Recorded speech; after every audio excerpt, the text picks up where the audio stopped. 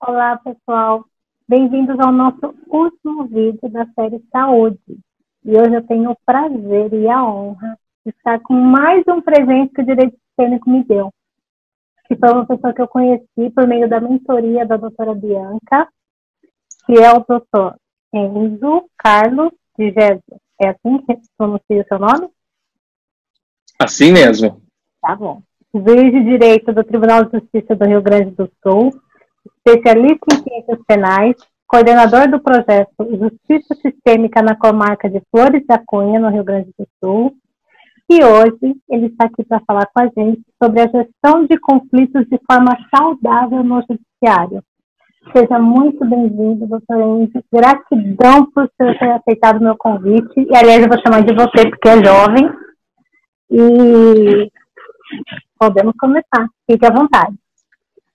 Eu que agradeço, Sheila, o convite, a oportunidade de participar do teu projeto.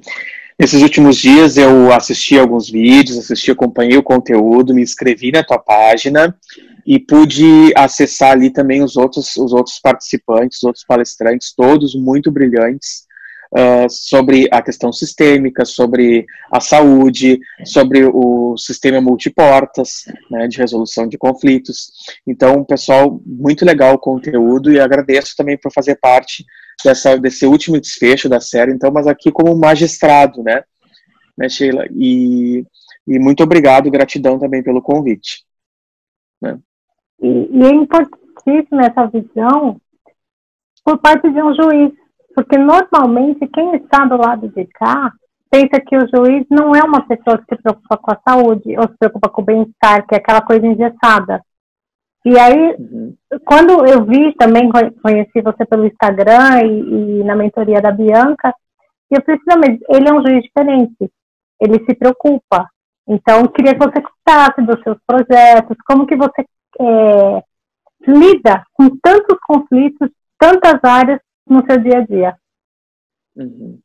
Inicialmente, assim, eu pensando, né, porque realmente no momento que me surgiu o convite, Sheila, eu pensei, gente, o que eu, um juiz, vou falar sobre saúde? Como é que nós vamos linkar, né, toda essa questão sistêmica, toda essa administração de conflitos com a saúde?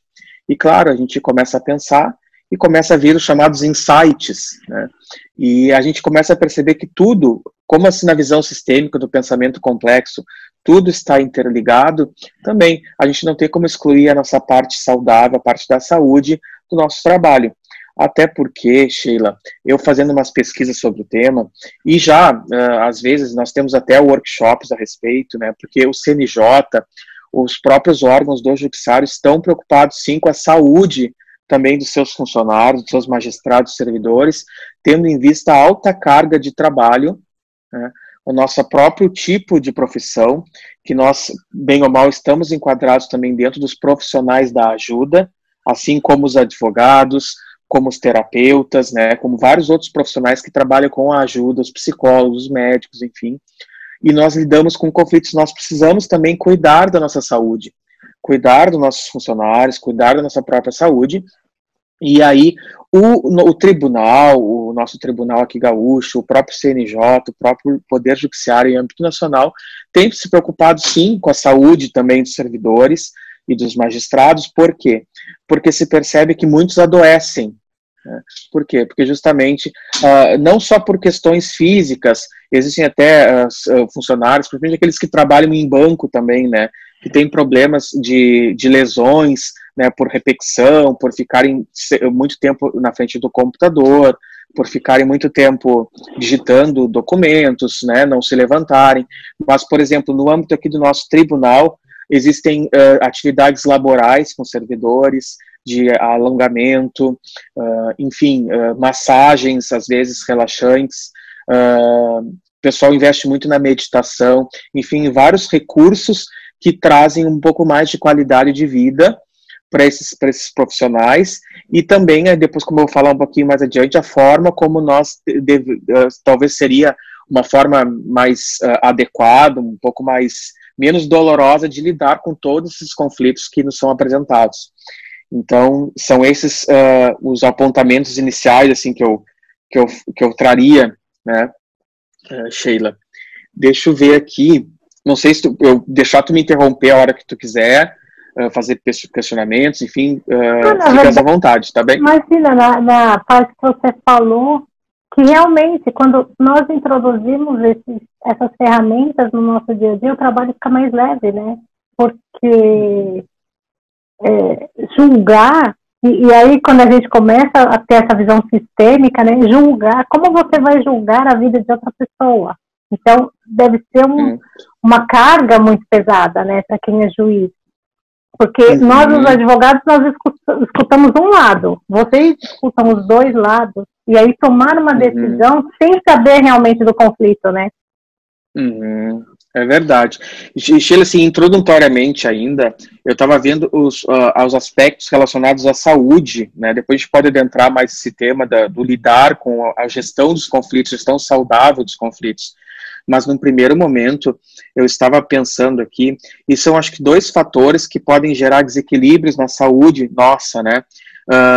O primeiro fator seria a carga excessiva hoje que nós temos de trabalho, tanto juízes quanto advogados, quanto todos os profissionais, membros do Ministério Público, membros da Defensoria. Hoje nós lidamos com uma carga excessiva de trabalho, principalmente aqui no Rio Grande do Sul, que é um dos estados em que o povo é muito demandante, até mesmo em razão da cultura, do sistema do Rio Grande do Sul, da herança aquela de briga. O nosso próprio hino gaúcho, ele enaltece, todos os hinos, né, mais ou menos, eles enaltecem as conquistas através das guerras, das vitórias, das batalhas. Então nós temos uma demanda muito alta processual, e isso, bem ou mal, mais cedo ou mais tarde, acaba interferindo na saúde dos magistrados, dos servidores, todos os profissionais que trabalham no sistema de justiça, né? E traz muitas vezes ansiedade, depressão. Existem muitos casos de profissionais que trabalham com intelecto. Você já deve ter ouvido falar, né, Sheila, que também se envolve muito com questões de alcoolismo, drogas como uma forma de fuga, né? Da realidade, enfim, para um escape daquela pressão, né? E aí, puxando, Sheila, eu também trago a carga emocional, que é lidar com problemas, com conflitos todos os dias. Porque como a nossa mestra Bianca, né, falou no curso da mentoria, todo conflito tem por trás uma emoção, né? Então não temos como separar o conflito da emoção.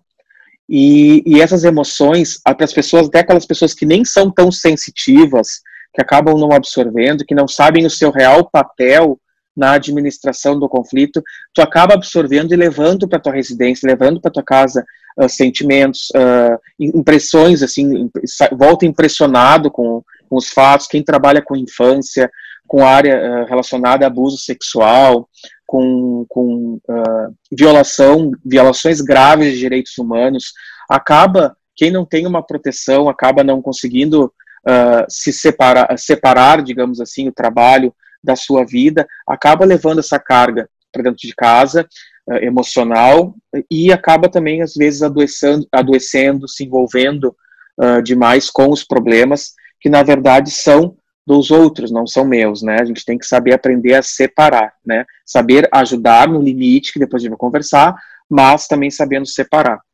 E também a questão da saúde dos magistrados, de todos os profissionais, também tem a ver com a grande responsabilidade.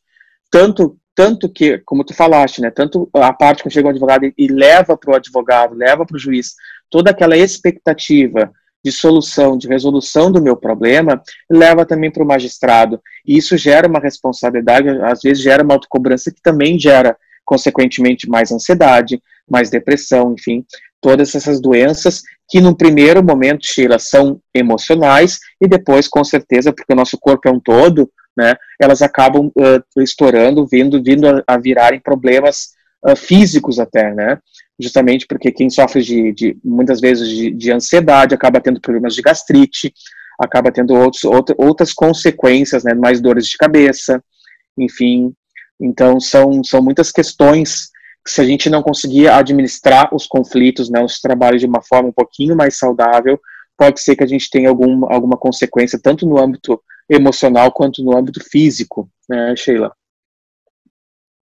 E isso também eu acho que é fundamental para os magistrados e os próprios funcionários do Poder Judiciário até a terapia, né? Eu acho que é importantíssimo, porque realmente você deixar tudo que você viu o dia inteiro, deixar lá no fórum e ir para casa, é desafiador. Como a gente recebe no escritório, né? Porque, como você falou, todo conflito tem uma emoção. E eu até já falei num vídeo anterior que eu falei assim, até consumidor. As pessoas normalmente elas falam assim, mas consumidor, até a própria lei fala, né, na conciliação, não, mas não tem sentimento. Mas quando você recebe um produto com defeito, quebrado, fora do prazo, aquilo te gera uma emoção de frustração, de perda, de desvalor. Então, para mim, todos os conflitos têm. Vide uma questão de consumidor, por exemplo, a quebra de uma expectativa de uma festa de casamento. Né? Se tu contrata um buffet e o buffet não veio como tu esperava, se tu contrata como um processo que eu recentemente tive acesso, julguei, uma festa de casamento em que se faltou energia, não pôde haver a festa de casamento em pleno verão, porque a ausência total de luz e não havia gerador. Imagina, então, o desgaste emocional daquelas partes e dos profissionais que daqui a pouco querem comprar a briga demais, digamos assim, não no limite da ajuda, né? Comprar a briga demais e acabar abraçando um problema, muitas vezes, que não é seu e um peso que não deveria ser seu. Então, é a partir daí que nós começamos a conversar.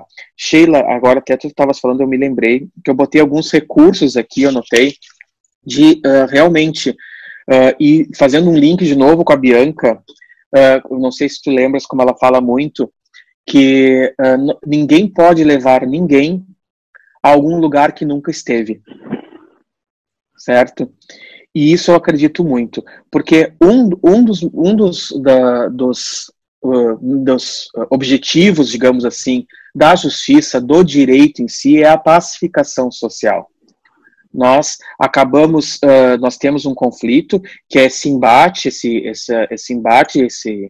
choque de interesses, que, como nós falamos, tem emoções por trás, outras causas, muitas vezes, que não só aquelas que são pedidas no processo, que são expostas, muitas emoções, muitas expectativas, muitas situações sistêmicas, digamos assim, por trás.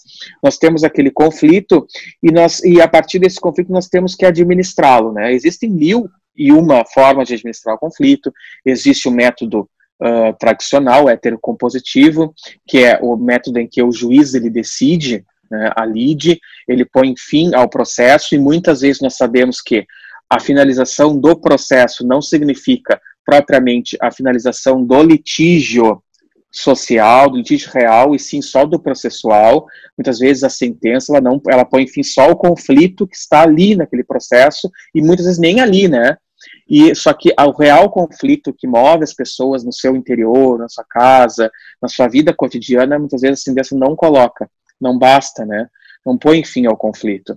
E existem os métodos alternativos, dentre eles tem as práticas sistêmicas, tem a justiça restaurativa, tem a mediação, a conciliação, enfim, a arbitragem, como vários outros métodos de autocomposição, em que as partes acabam tomando a sua responsabilidade, também na administração do conflito, e acabam fazendo com que se entendam, né?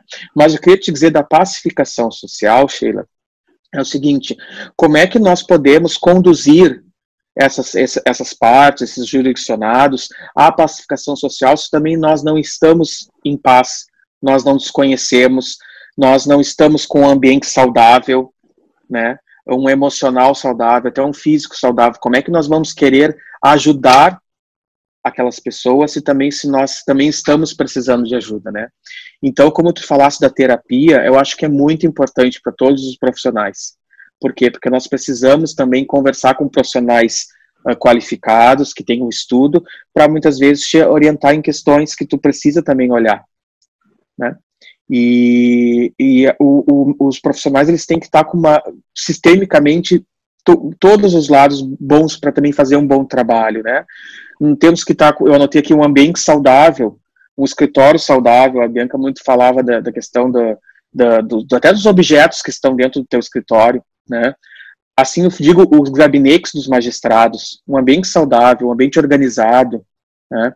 a tua questão de saúde física, a realização de exercícios físicos, teu bem-estar, tua alimentação mais saudável.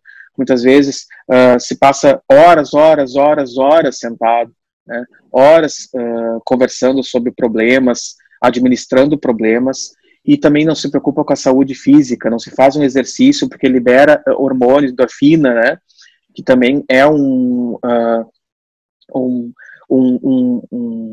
propulsor do bem-estar da nossa saúde.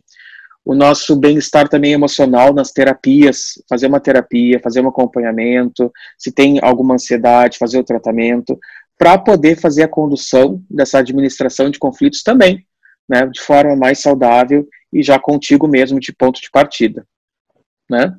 E como você falou, né, quando eu olho para dentro de mim e eu enxergo as minhas próprias sombras, eu consigo ver quando eu estou sendo parcial. Porque mesmo o advogado, eu também sou mediadora, e às vezes, quando chega aquele conflito, ele bate com o seu sistema em alguma coisa, e aí isso também é uma coisa que eu aprendi no sistema, que é dar um passo, a Bianca fala para o lado, a Fabiana fala para trás, mas assim, sai realmente do seu lugar, dá um passo para trás, fala assim, por que isso que aquela pessoa me falou me incomodou tanto? Porque normalmente, quando te incomoda, é algo que está dentro de você, que é do seu próprio sistema, e aquela pessoa traz o litígio dela e aquilo bate em você. Então, se você não estiver bem com as suas próprias questões, ou pelo menos ter essa consciência, né? Quando a pessoa te traz a informação, você fala assim, opa, deixa eu dar um passo para o lado, porque isso está me incomodando. Isso está incomodando é algo dentro de mim, não do outro.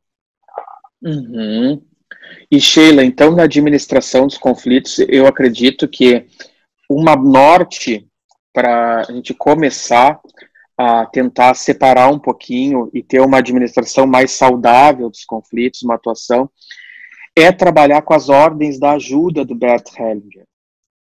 Ele fez ele escreveu diversas ordens que fazem com que tu consiga ter essa equidistância, esse afastamento, essa tua colocação no teu devido local, no teu devido posicionamento, né? Onde eu devo estar para administrar esse conflito, para não me envolver, e assim como o Bert fala, para quem acompanha, não me emaranhar com o sistema, com o conflito do cliente, ou do jurisdicionado, ou da parte. Né? Então, a postura do profissional, ela é uma postura que vai fazer, sim, ajuda, vai ajudar, porém nos limites, com as limitações que o Bert Hellinger fala.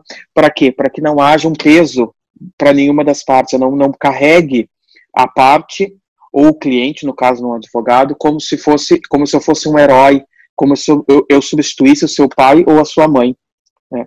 Porque a gente sabe que é muito comum as pessoas depositarem toda a expectativa, quererem se eximir das suas responsabilidades, nos procurarem na condição de crianças e não de adultos, né? Vir até você e dizer assim, tome o meu problema, abrace o meu problema, resolva isso para mim. E nesse momento, aquela pessoa que te diz isso, ela acaba ficando pequena, sem dignidade, e você se sente o grande. É muito tentador, às vezes, também, ser o herói, ser o salvador das pessoas. Eu não estou dizendo aqui que, por exemplo, eu na concussão de juiz não vou me eximir, não, ele está falando isso, ele vai se eximir de julgar, de conduzir bem o processo. Não é isso. É fazer com que as partes ampliem a consciência e também para que tenham suas responsabilidades. Né, para que não exista essa questão de toda a expectativa ser depositada em nós profissionais, digamos, da ajuda. Por quê? Porque nós sabemos que muitas vezes a gente consegue resolver até um certo ponto o conflito. A partir dali, se a parte não se resolver, se ela não tomar algumas consciências, se ela não aderir a algum plano de mudança, não vai haver resultado. E vai haver um outro processo que ela estará lá de novo, querendo que nós tomemos a mesma atitude de assumir, às vezes até de educar os filhos. Eu canso de atender pessoas dizendo, como é que eu faço para educar, para segurar ele não me respeita mais. Então imagina, é um conselho nem mais jurídico, é um conselho paterno, né, Sheila? E na mediação play, né, normalmente a gente faz aquela sessão prévia, antes da audiência de instrução, eles falam, mas o que eu devo fazer? Né? E aí a gente aprende a devolver o que você gostaria de fazer, o que para você seria melhor. E quando os pais tomam essa consciência, né, de que, nossa, eu sei o que eu tenho que fazer. Porque nós sabemos o que nós temos que fazer, mas também é confortável eu não ter que olhar para isso, eu não ter que tomar essa decisão. Eu deixo para o outro. Uhum. Sim, e muitas vezes a gente ouve muito nos nossos cursos da área sistêmica que o melhor mesmo é não se fazer ser mais necessário, né? É mostrar, é aquela questão de não dar o peixe, ensinar a pescar, né? Não vou te ajudar, te auxiliar a ampliar a tua consciência numa visão para que tu possa seguir com as tuas próprias pernas. E a partir daí, num novo conflito, porque conflito nem sempre há uma visão negativa sobre o conflito, Chico, porque o conflito ele é o propulsor de muitas mudanças, às vezes, de amadurecimento, todas as dificuldades. Se nós tivéssemos só situações em que nós estivéssemos sempre de acordo, concordes, enfim, nós não teríamos oportunidade de crescer. As adversidades nos fazem crescer, né? Então, mas conflitos surgem a cada dia, a cada momento, tanto os conflitos internos quanto externos com outras pessoas, né? As próprias, a gente não consegue viver sozinho, digamos assim, né? E a gente acaba tendo embates de ideias, embates de posicionamentos, e a Bianca fala muito também que o conflito é quando não se atende uma necessidade minha. Quando eu tenho uma necessidade até certo ponto, que muitas vezes eu posso até confundir com algum desejo, porque necessidade é muito mais forte, é muito mais genuíno, né? Mas eu tenho até um desejo, e aí não há uma expectativa, aquela outra pessoa não corresponde à minha expectativa, e a partir daí eu gero um conflito. Há um conflito, é gerado um conflito, né? Então, mais ou menos por aí. A nossa missão, acho que num primeiro momento, Sheila, seria isso, ser um facilitador do diálogo, assim como vocês fazem na mediação, né? A mediação, os mediadores, eles não propõem soluções, né? Eles fazem com que as pessoas dialoguem e possam elas mesmas construir as soluções, né? Dos seus problemas. Dá essa responsabilidade. Então, nós temos esse papel, né? O juiz, como um conciliador, numa audiência de conciliação, por exemplo, pode propor também soluções, mas justamente nesse sentido, não de interferir no destino, na vida das pessoas, de impor, né? Mas que fazer com que ela consiga ver de uma forma diferente, essa ampliação de consciência, né? E não essa posição de, bom, eu vou resolver todos os teus problemas, eu sou o bom, você é o ruim, eu que sei, você não sabe, né? E a gente sabe que muitas vezes é assim que funciona. E é assim que é assim que foram se multiplicando esse método tradicional também, né? E não excluindo o método tradicional, porque muitas vezes é preciso e é importante, sempre foi, nós devemos honrar todo esse método tradicional, todo esse caminho. Hoje talvez nós estivéssemos aqui discutindo essas formas alternativas, se nós não tivéssemos passado e passando ainda por toda essa questão tradicional, né, Sheila? Então eu trago como primeiro... Não, desculpa. Pode falar. Até porque eu sempre falo também que às vezes a pessoa precisa do processo. A gente já viu isso. A pessoa precisa daquele processo. Aquele processo, ele é fôlego para ela. Então, eu sempre falo assim que a mediação cabe para tudo. Tudo pode ser conversado. Mas nem tudo a gente consegue mediar. Porque às vezes as pessoas não estão preparadas. E nós temos que respeitar. Depois a gente vai dar uma olhadinha aqui, Sheila, como é que é a questão do Bert Hellinger sobre essa questão. E então, Sheila, realmente, às vezes o processo sim é o melhor caminho. É o melhor caminho. E a gente vai ver caso a caso, não é? Por isso que há uma discussão se esse sistema iniciado pela Resolução 125 de 2010 do CNJ, que é a solução adequada de tratamento dos conflitos, se realmente seria mais adequado. O que é adequado, né? Será que não seria alternativo realmente? Porque antes se falava em soluções alternativas, né? E aí trocamos para adequado. Mas será o que é adequado? Será que sempre a mediação, sempre as constelações, sempre as práticas sempre são adequadas? Muitas vezes, num caso, o próprio processo tradicional pode ser o mais adequado. E está tudo bem, né? Então, isso é uma reflexão que eu trago. Sheila, a que tu falaste da questão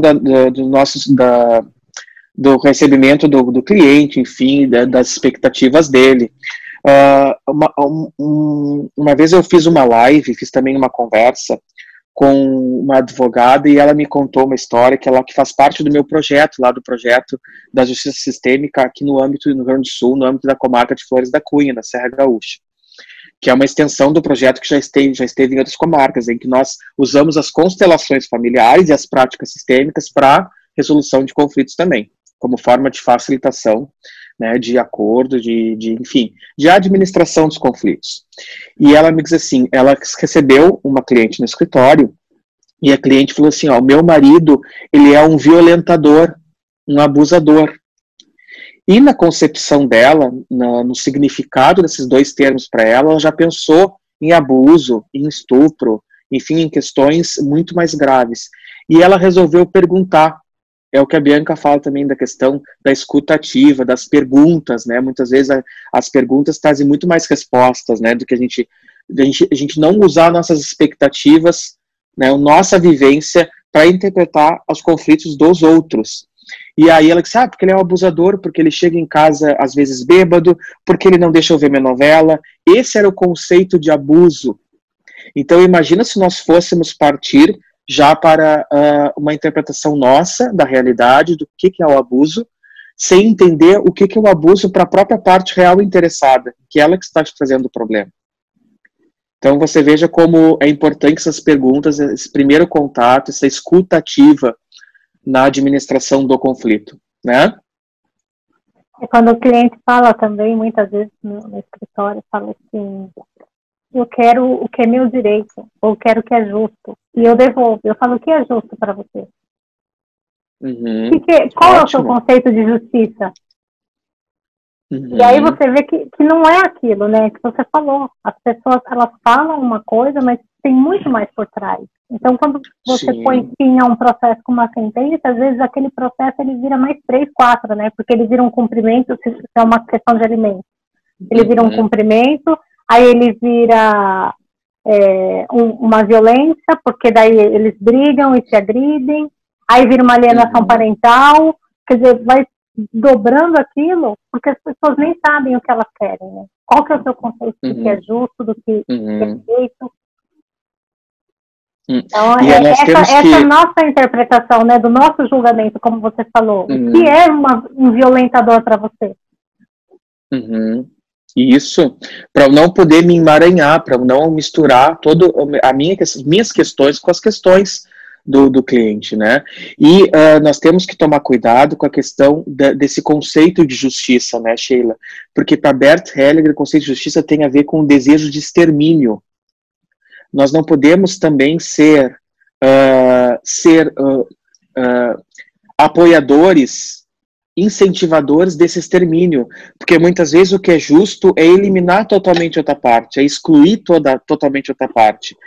O método tradicional, por exemplo, para se ganhar uma guarda, por exemplo, uma ação de guarda, é desqualificar. Como é que hoje se atua nos processos de guarda? Eu vou reunir todas as provas para tentar desqualificar o pai da criança ou a mãe da criança. Ela chega tarde em casa, ela tem muitos namorados, o pai, ele anda de moto alcoolizado. Eu vou tentar 100% excluir o outro para eu vencer. E essa minha justiça que eu quero, porque não é justo, porque eu quero ficar guarda, é de alguma forma eliminar a outra parte. E tudo que o Bert fala, tudo que nós excluímos, que nós não pertencemos, acaba gerando mais emaranhamento, mais disfunções no sistema. O sistema, no momento que tu mexe, que tu exclui uma peça de qualquer sistema, naturalmente outras terão que se reencaixar, terão que se reinventar, haverá digamos que uma interferência em todo o sistema. Então, por isso que quando as pessoas não estão nos seus lugares, desejam excluir ou são excluídas, também não existe uma família, um sistema saudável. E isso acaba interferindo com certeza na vida dos reais interessados, dos filhos também, na própria paz das partes e dos profissionais que estão abraçando aquele problema, estão a serviço de algo também que não é algo que também não seria o mais justo. O mais justo seria, vamos tentar resolver, se não é nenhum problema mais grave, vamos ver o que nós podemos fazer, um cede um pouco, outro cede outro pouco, vamos tentar eliminar e e ajustar a coisas que são negativas para o desenvolvimento saudável da criança, dos filhos, e vamos seguir em frente. E não vamos querer simplesmente eliminar, alienar parentalmente a outra parte, né? Então isso é muito comum. E essa forma de administrar não estar a serviço desse desejo de justiça como extermínio, para também que nós não possamos carregar uma energia também que não é nossa. Eu acho que a partir daí também nós podemos ter uma visão mais tranquila, mais saudável do conflito. Sheila, Bert fala, então, eu trago como primeira ordem dessa ajuda. Então, primeiro nós devemos ter essa presença, estado de presença na oitiva do problema, do conflito, tanto como juízes como advogados, né, separar as emoções, o conflito, ouvir ativamente, fazer perguntas abertas, né? Eu dou um exemplo de pergunta aberta, o que aconteceu, o que é justiça, como você falou, o que seria justo para você, né? Agora, sim, se você faz uma pergunta fechada, você acha que é justo ele, você está trazendo suas expectativas, não é fazer a pergunta, você acha que é justo ele levar a criança alcoolizada na moto, ou andar sem capacete de moto? Você já está dando a resposta. Agora, o que ele faz que lhe incomoda? O que é justo para você? Por que você quer transferir a guarda? O que está lhe incomodando? Enfim, trazendo essa conversa mais aberta, né, Sheila? Não sei se também tu costuma atender teus clientes assim, como é que tu fazes? E até mostrar, e aí a gente, os advogados, os juízes, que mostrar quais são as consequências. Porque muitas vezes quando chega, principalmente nessa questão de guarda que você falou, você fala para o cliente, ok, então você mostra o que ela está fazendo, né, que é excluindo a outra parte, e assim, bom, você vai passar por um estudo psicossocial, a criança vai passar com um psicólogo, com assistente social, possivelmente você vai ter visita assistida. Como é para você, o seu filho passar por tudo isso? E às vezes nessa pergunta acabou o litígio, porque aí eles conseguem sentar novamente e falar assim, mas eu não quero isso. E são coisas que nós sabemos que são demoradas, pelo menos aqui em São Paulo é muito demorado. Você vai agendar um estudo psicossocial em 6 meses. Então, você quer esse conflito, você quer continuar nesse litígio 2, 3 anos, seu filho passando por psicólogo, e aí eles resolvem conversar. E talvez até ajustar os termos. Olha, vamos flexibilizar aqui, vamos ajustar mais aqui. Eu fiz um esse mês, que era exatamente isso. E aí, quando eles viram que o que ia acontecer juridicamente, eles resolveram sentar e voltar a conversar. E aí a gente pegou e protocolou um acordo. Claro, sempre explicar é uma técnica boa também, muito usada nas conciliações, nas mediações, as vantagens do acordo, né, da resolução consensual dos conflitos. Né? Porque a gente sabe que um processo judicial tem um desgaste emocional, um desgaste de tempo e financeiro. Né? O processo ele é caro hoje em dia, né, tanto do ponto de vista honorários, custas judiciais. Ele é um processo que é caro, é um processo que é demorado, que muitas vezes há um desgaste emocional justamente pela demora, pela quebra de expectativas, e no método tradicional, como regra, existe um ganhador e um perdedor. Né? E na conciliação, na mediação, nos métodos autocompositivos, existe um que todos ganham e todos perdem, mas de uma forma consensual. As partes conseguem, elas mesmas, decidir as suas próprias vidas. Né? Imagina, eu até fiz, eu tenho um Instagram também, que eu produzo conteúdos também, que a gente interage ali também, né, Sheila?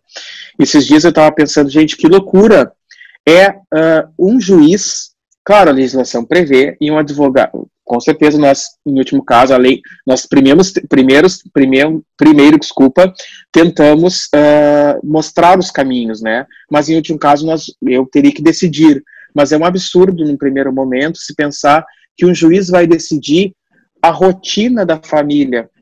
Olha a interferência do Estado, dos profissionais, trazendo profissionais para decidir o dia que o pai vai buscar o filho em casa, o dia que o pai vai conviver, gente.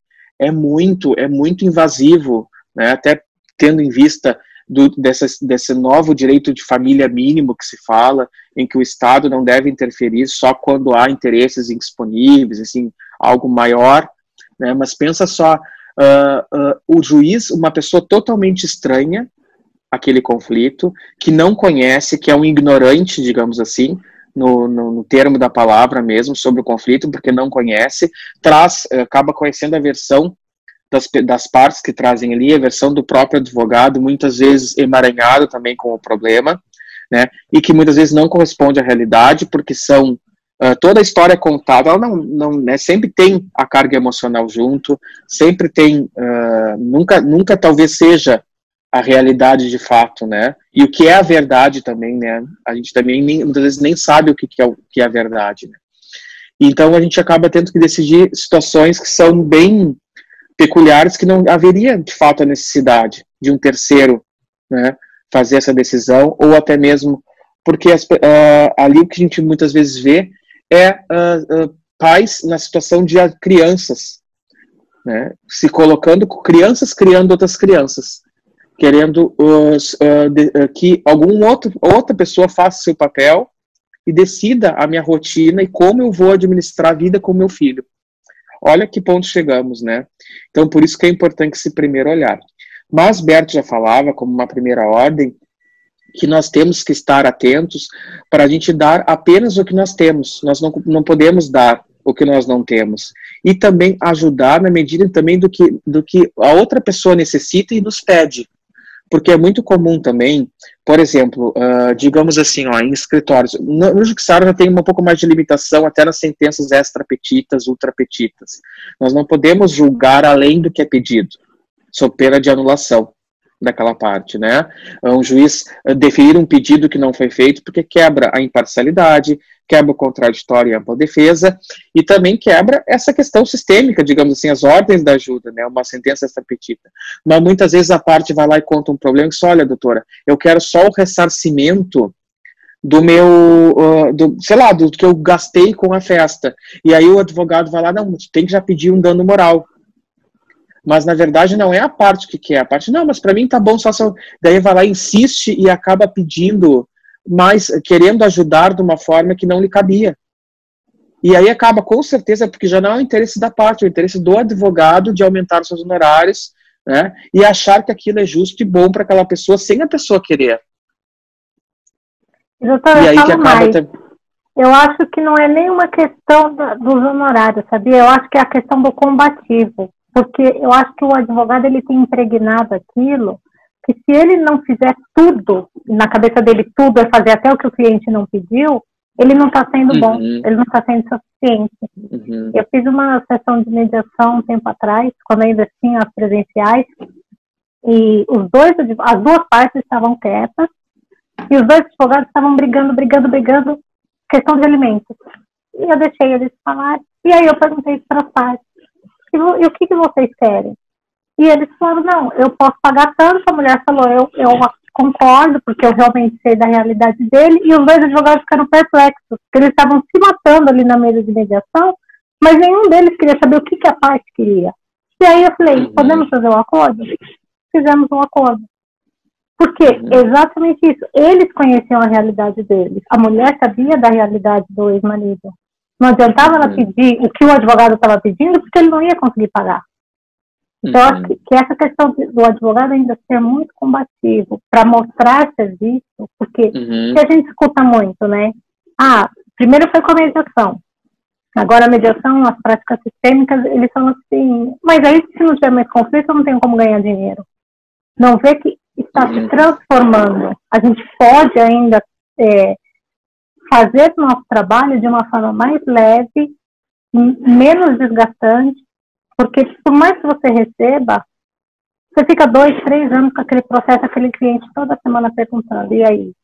Você não tem resposta. Como a Bianca mesmo fala, né, Sheila, às vezes é preciso até demitir os seus clientes, né?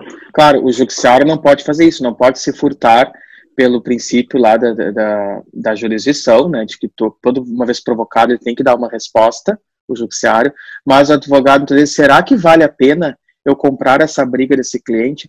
Será que muitas vezes eu não vou acabar tendo um retorno mais financeiro, muitas vezes administrando um conflito até numa fase pré-processual e trazendo uma solução, uma boa solução mais rápida para aquelas partes, e que isso muitas vezes gera um boca a boca, gera, olha, aquela advogada ela é boa, ela é conciliadora, ela me fez ver a vida de uma outra forma, né? Não que nós vamos confundir nossa atividade como terapeutas, não é isso, né? Nós vamos chegar até certo ponto, e nós podemos até indicar terapeutas, digamos assim, ó, quem sabe a senhora não faria uma terapia, não trataria melhor essas questões. Nós temos um limite para chegar, né, naquele conflito. É justamente isso. Eu concordo 100%. É muito comum também, Sheila, para o pessoal que está nos assistindo, e nas audiências, às vezes, se chamasse, fazer o pregão das partes e os advogados virem na frente, e os advogados geralmente sentam perto do juiz. Na verdade, o principal interessado é a parte, ele que teria que ter mais esse contato próximo do juiz, mas o advogado senta e muitas vezes, às vezes a parte nem entrou e cadê a parte? O advogado foi tão com sede ao pote que nem conduz a parte está lá fora no saguão e o advogado já está lá, já brigando, dizendo assim, litigando pelo interesse da pessoa. E também é comum nós vermos advogados, como falou, brigando, sem as partes querem brigar, bloqueando acordos, bloqueando acertos, justamente até por questões pessoais, ou porque entender que aquilo não seria mais justo, mas sem ouvir o seu cliente, ou o que você quer. Muitas vezes o cliente quer o menos, mas quer mais a paz, a tranquilidade, eu quero encerrar hoje, né? Ah, mas teria chance de ganhar mais 5 mil reais. Não, mas doutora, eu não quero, eu quero me desgastar menos. E eu acho que a partir daí também o advogado acaba tendo uma condução, uma vida mais leve, mais saudável da sua profissão e, consequentemente, os juízes, os promotores e todos que trabalham, né, nessa administração saudável dos conflitos. Né? E é importante frisar que, de maneira nenhuma, a gente está criticando ou até excluindo essa questão combativa, porque também são necessários os combativos. Mas o que a gente quer mostrar é que tudo pode ser muito mais leve. Isso que é importante, né? E um dia eu estava conversando com a doutora Fabiana Quezada e a gente falou isso. Eu falei, sabe quando a gente vai num restaurante e come uma comida boa e você quer falar para todo mundo, vai lá comer? É a mesma coisa. Quando a gente começa a ter os métodos autocompositivos e você começa a incorporar isso na sua vida, você quer contar para todo mundo que isso é bacana. Então, não é que a gente está aqui para falar mal de advogado, ou de juiz, ou de promotor. Não. O que a gente quer é que realmente todas as pessoas tenham uma vida mais leve, tenham a sua profissão de forma mais leve, né, doutor? A Fabiana é uma querida, minha mestra, minha professora, tem um livro dela, já fiz diversos cursos com ela. Ela é sensacional. Um grande beijo para ela, se um dia ela assistir, já deixo aqui. Então, a segunda leizinha que nós devemos cuidar seria também se submeter às circunstâncias. Nós também nem tudo nós podemos ajudar e modificar. Existem circunstâncias que são imutáveis, que fazem parte do sistema da vida daquela pessoa e somente interferir nas circunstâncias que nos é permitido interferir, saber identificar, né? Para que a gente tem que respeitar o destino, o sistema do outro. Não querer interferir em coisas que não nos cabem, né? Como nós estávamos falando, que tem tudo a ver também com aquela questão da vontade, né? Às vezes de querer passar na frente da vontade da parte, né? E sempre com humildade. Nunca sentir pena das partes, porque no momento que você sente pena, você tira a força também, né? Ajudar naquele sentido de trazer a parte, a consciência, ao adulto, ao estado de adulto, para que ela tenha força de se reerguer.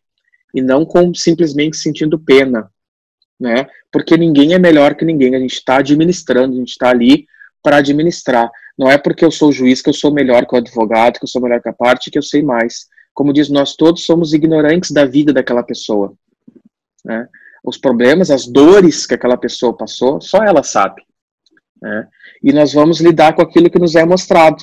Muitas vezes as constelações, elas nos trazem as práticas sistêmicas, os recursos, às vezes até com bonecos, com cartas, elas trazem algo que até está no inconsciente, que nem a parte mesmo sabia.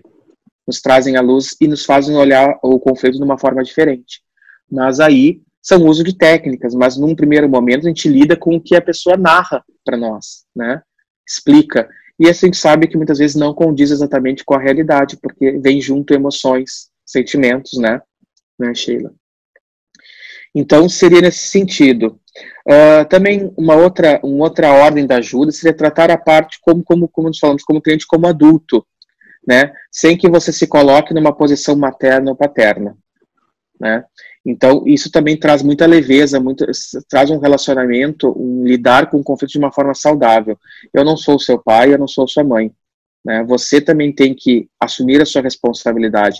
Todo conflito, em regra, é 50% das partes, para cada um, né? 100% é o conflito, 50% um, 50% do outro, né? Todos têm coparticipação. O que é muito comum também dizer, por que tu vai vir aqui separar? Porque o fulano fez isso, porque o fulano fez aquilo, porque o fulano é assim. Bom, só o fulano é errado, é impossível existir só um lado de uma moeda, certo?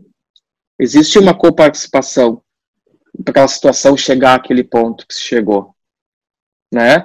Então, fazer com que a pessoa também veja. As dinâmicas inconscientes que você falou, às vezes a própria parte não sabe. E quando a gente traz essa consciência e fala pra pessoa, e a pessoa enxerga e fala, nossa, mas é verdade, eu fazia isso. Pois é. E aí se nós conseguimos trazer esse adulto, um adulto falando para adulto, e aí também nós devemos estar no nosso estado de adulto também. É a questão do autoconhecimento, nós também estarmos saudáveis, nós mesmos. Nós não podemos levar ninguém para um lugar que nós nunca fomos. Como é que eu vou apresentar um lugar novo, a paz, se eu também não estou em paz? Então, eu também tenho que estar na minha posição de adulto para colocar a parte do cliente na posição de adulto e assumir sua autorresponsabilidade no conflito. Ela entender que eu não serei um salvador e que eu não preciso ter esse peso de salvar a vida, resolver todos os problemas. Ela também tem condições dela, por si própria, resolver os seus problemas. Isso torna muito mais leve a administração dos conflitos. É uma forma muito mais saudável de lidar, né? Também, Bert fala em ter empatia com o sistema, empatia sistêmica com o sistema do outro. E a empatia sistêmica, até a Fabiana Quezada fala muito bem sobre isso, não é exatamente se colocar no lugar do outro, porque você nunca vai conseguir se colocar exatamente, porque você nunca vai ter a dimensão da dor, dos reais sentimentos daquela outra pessoa, e sim entender o seu contexto, o seu sistema, né? E a gente consegue entender o contexto através de perguntas sistêmicas, perguntas abertas, através de recursos sistêmicos, como cartas, como bonecos, como constelações, enfim. Existem vários recursos para entender o contexto, porque a gente muitas vezes existe até dinâmicas em que você olha para aquela pessoa e tenta imaginar todos os seus ancestrais, e muitas vezes origens de conflitos, problemas não estão naquele presente, as origens vêm intergeracionais, né? E a partir de nós podemos entender, nós partimos para aquela questão do não julgamento, né? Que nós também não devemos ouvir o problema, tanto como advogado como juiz, e já para fazer um julgamento com base nas minhas experiências, nas minhas crenças, né?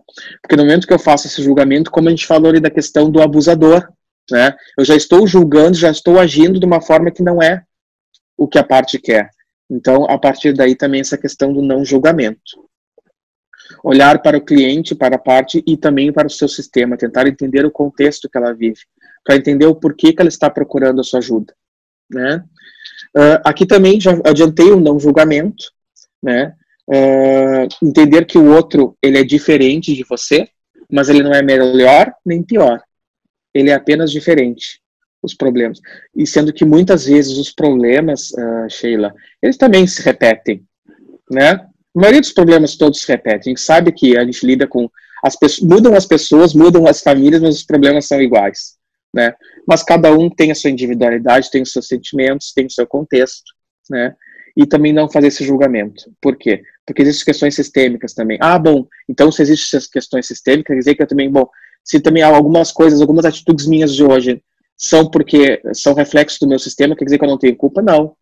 No momento que você toma consciência, amplia a consciência, você pode decidir se você quer continuar agindo de alguma forma assim ou não, certo? E é para isso também que a gente facilita essa ampliação de consciências, constelações, todos esses ensinamentos de Bert Helling vieram para nos ajudar também para essa ampliação de consciência, né? porque a gente sabe também que as práticas sistêmicas não são a solução de todos os problemas. Ela é um ponto inicial, né? Um ponto de partida, né, Sheila? Sim.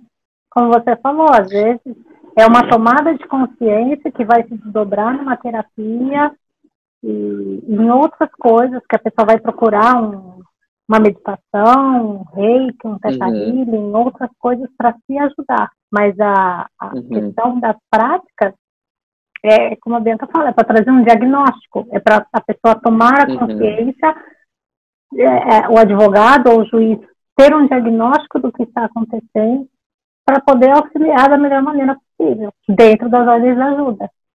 Isso eu acho fantástico. Dentro dos limites. Porque a primeira vez que eu ouvi isso do Salvador, sabe que fez assim, ó. Que eu falei, nossa, é verdade, porque eu ficava também, falava, não, dá pra mim que eu resolvo, deixa comigo, e acorda de madrugada, e agora não. Tudo ficou muito mais leve, porque agora eu sei do meu lugar, eu sei do meu papel. Então, é isso que a gente fala, é essa tomada de consciência. E a questão, Sheila, também de coparticipação da parte na administração do seu conflito. Como a Bianca mesmo nos ensinou, por exemplo, às vezes o advogado quer fazer tudo, quer abraçar tudo e fica muito pesado para ele. Então, assim, a parte tem que buscar uma certidão no registro de imóveis, ele vai lá, não, deixa que eu busco para ti, deixa que eu faço tudo, né? Para justamente, às vezes, por esse ímpeto de mostrar trabalho, se fazer necessário, também tem um pouco a ver com o nosso ego, às vezes, também, né? Eu sou necessário, eu resolvo, eu que sei, você não sabe, né? E aí, às vezes fica um peso, bom, mas eu estou... Aí quando vai ver, a parte vai lá e não paga. Ou paga menos do que acha que deveria. E diz, bom, mas eu fiz tanto por aquela pessoa, será que não houve um desequilíbrio? Será que não houve um rompimento da segunda ordem do amor, das leis da vida de Bert Helling, que é o equilíbrio entre o dar e o tomar, entre o dar e o receber? Será que não houve um desequilíbrio nessa relação? Será que se eu não trouxesse a parte para administrar junto e trazer a solução, a boa solução para aquele conflito, será que eu não estaria fazendo com que ela pertencesse àquele sistema, àquele conflito, aquele microsistema que se criou? Porque se cria um microsistema também, né? Porque os sistemas têm sistemas maiores e microsistemas. Se cria um microsistema entre juiz, advogado, partes, porque vão lidar, eles estão conexos, eles estão ligados, interligados por aquele processo, né? E aí, será que também eu excluindo a parte, tirando ela total do conflito, ela é a principal pessoa interessada, né? Bom, então ela, vai lá, orienta, vá buscar sua certidão, me traga a documentação, né? Se valorize como profissional também, né? Você também tem que sobreviver, você tem que ter sua contraprestação, né? Claro, para nós, servidores públicos, nós recebemos do Estado, né? Mas para os advogados, aqueles como a Bianca fez mesmo na mentoria, né? Saibam cobrar, saibam se valorizar, saibam ter o equilíbrio entre o dar e o receber, né? É muito importante todas essas questões partir. E eu finalizaria a nossa conversa, depois se quiser fazer mais algum questionamento, com uma anotação que eu tenho aqui, e depois uma historinha. Talvez tu conhece histórias do casulo, Sheila? O pessoal que está assistindo, será que conhece? Acho que não. Não? Então eu vou contar a história do casulo, tem tudo a ver com as ordens da ajuda. É justamente nesse sentido que ser benévolo é ser útil ao crescimento do outro, e não abraçar totalmente, porque isso é ser benévolo. Benévolo não é ser bonzinho, não é dar tudo, porque gera um desequilíbrio. A gente sabe que, às vezes, quando tu dá muito sem receber nada em troca, acaba que gerando um desequilíbrio e um problema sistêmico, digamos assim. Mas a história do casulo é a seguinte, é uma história muito contada, talvez alguns conheçam que estão nos assistindo.